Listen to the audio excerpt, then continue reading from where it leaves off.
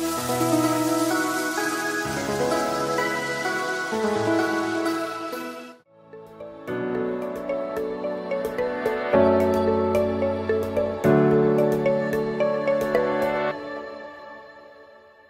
Jemaat Tuhan, senang sekali boleh berjumpa kembali dalam Renungan Kingdom Devotion hari ini. Di dalam kitab Roma yang kita bahas hari-hari ini, Rasul Paulus begitu kental untuk mempresentasikan Kristus, Yesus yang menjadi penyelamatnya, yang menjadi kehidupannya yang baru dari kehidupan yang lama. Dia ingin memberitakan Injil kepada jemaat Tuhan di Roma yang adalah orang percaya. Dia ingin menyatakan pengalamannya, pengetahuannya, dan pengertiannya, bahkan wahyunya akan Yesus Kristus. Nah saudara dan saya sudah diselamatkan oleh kasih karunia Kristus. Mari kita lebih mengerti lagi akan Injil Tuhan ini. Nah hari ini kita akan berbicara tentang panggilan kita di dalam Roma 1 ayat 5 dan 6. Firman Tuhan mengatakan, dengan perantaraannya kami menerima kasih karunia dan jabatan rasul untuk menuntun semua bangsa supaya mereka percaya dan taat kepada namanya. Kamu juga termasuk di antara mereka, kamu yang telah dipanggil menjadi milik Kristus. Saudara, di awal daripada kitab Roma ini Rasul Paulus ingin memperkenalkan dirinya yang sudah dipanggil oleh Yesus Kristus secara langsung untuk menjadi rasul. Semua adalah kasih karunia-Nya. Nah, saudara, sebagai orang percaya kita tahu banyak panggilan. Ada kepanggilan sebagai rasul, sebagai nabi, sebagai guru, sebagai gembala, dan sebagai evangelis penginjil. Masing-masing punya tugas masing-masing. Tetapi Rasul Paulus mengatakan, saya dipanggil menjadi rasul karena kasih karunia. Panggilan berbeda, tetapi sumber dari panggilan itu adalah kasih karunia Tuhan. Di ayat ke-6 Rasul Paulus mengatakan, demikian saudara, kamu, kita semua sudah dipanggil oleh kasih karunia. Yang pasti panggilan kita mungkin berbeda, tetapi dipanggil, diselamatkan oleh kasih karunia untuk dikatakan menjadi milik Kristus. Apapun panggilan saudara, apapun pelayanan saudara, kita semua orang percaya sudah dipanggil, diselamatkan menjadi milik Kristus, milik kerajaan surga, menjadi warga kerajaan surga. Itu identitas kita yang baru milik Kristus. Kalau saudara ada saat ini katakan, saya milik Kristus, selamanya kita adalah milik Allah. Tidak saja kita sama dipanggil untuk menjadi milik Kristus, tetapi kita juga sama dipanggil untuk memiliki kewajiban menuntun semua bangsa untuk percaya dan taat kepada Kristus.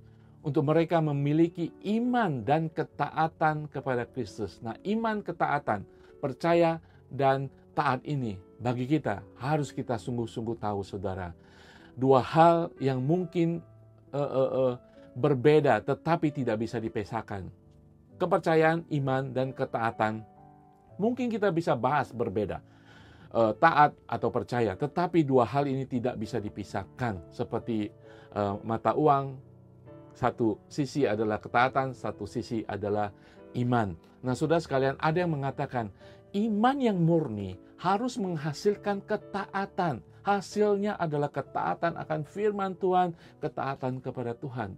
Saudara, contohnya kalau kita percaya kepada seseorang, wah, kita sungguh percaya kepada omongannya, pengetahuannya, semua yang dilakukannya, kita pasti akan mengikuti kata-katanya, kita taat kepada dia, kita menghormatinya.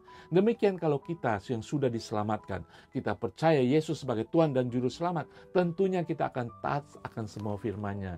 Saudara, ketaatan kita kepada Tuhan akan tercermin sebagai iman yang bekerja.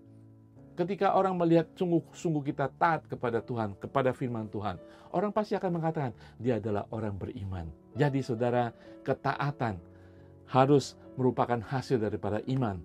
Amsal pasal ketiga ayat 5 mengatakan, percayalah kepada Tuhan dengan segenap hatimu dan janganlah bersandar kepada pengertianmu sendiri. Dalam perjalanan kehidupan kita, bahkan dalam pelayanan kita, kadang-kadang dan seringkali kita memakai kepintaran kita, sehingga tidak lagi mencerminkan ketaatan kita kepada firman Tuhan, yaitu iman kita. Saudara, Jangan kita bersandar kepada pengetahuan kita, kepintaran kita, kecanggihan kita, kesuksesan kita, sehingga kita memakai hidup kita sebagai pedoman dalam menjalankan segala sesuatu. Ketaatan kita hanya kepada Kristus, itulah iman kita. Ada yang mengatakan, iman harus merupakan gaya hidup yang dicerminkan dalam ketaatan kehidupan sehari-hari. Tidak hanya iman kita, iman 2 jam, sehingga ketaatan kita hanya ketaatan 2 jam. Ketaatan kita harus merupakan gaya hidup yang tercermin setiap saat, karena saudara beriman di dalam Kristus. Karena saudara semua kita sudah diselamatkan oleh kasih karunia dan menjadi milik Kristus. Saudara milik Kristus, punya iman dan taat kepada firman Tuhan. Itu yang ingin dikatakan Rasul Paulus. Mari kita berdoa. Bapa di surga, terima kasih Tuhan. Hari ini kami diajari Tuhan bahwa kami sudah diselamatkan oleh kasih karunia dan menjadi milik pusaka kerajaan Allah, milik Yesus Kristus. Iman itu harus kami pakai dimanapun kami berada. Iman itu harus merupakan peringatan bagi kami untuk kami menjalankan kehidupan yang taat kepada firman-Mu dimanapun kami berada. Ketaatan kami harus menjadi gaya hidup sebagai orang-orang beriman di dalam nama Tuhan Yesus. Mampukan kami ya Allah Roh Kudus. Haleluya. Amin. Saudara sekalian, saudara bisa karena saudara adalah orang beriman oleh kasih karunia. Tuhan Yesus berkati.